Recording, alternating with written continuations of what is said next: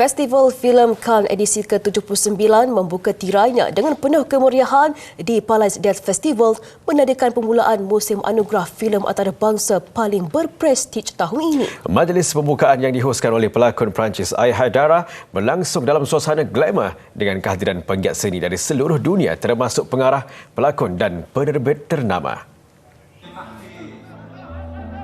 Karpet merah di Riviera Perancis kembali menjadi tumpuan media antarabangsa apabila bintang-bintang filem tampil dengan gaya elegan dan penuh pesona. Sebanyak 22 filem dipilih untuk bersaing bagi merebut anugerah utama Palme d'Or yang menjadi simbol tertinggi pengiktirafan sinema dunia. Antara karya yang bertanding tahun ini menampilkan pelbagai tema daripada konflik sosial dan politik hingga kepada kisah kemanusiaan dan cinta, mencerminkan kepelbagaian suara serta perspektif sinema global. Festival kali ini turut memberi ruang kepada pengarah muda dan pembikin filem bebas yang membawa pendekatan baru dalam seni penceritaan visual. Penganjur menyatakan bahawa edisi ke-79 menekankan kepentingan inovasi sinematik dan keberanian dalam menyampaikan mesej kemanusiaan sejagat. Selain tayangan perdana, festival ini akan disertai sesi perbincangan, bengkel kreatif dan majlis penghargaan khas kepada tokoh-tokoh yang telah memberi sumbangan besar kepada dunia perfilman. Festival Filem Cannes dijadual berlangsung selama 2 minggu dengan keputusan rasmi Palme d'Or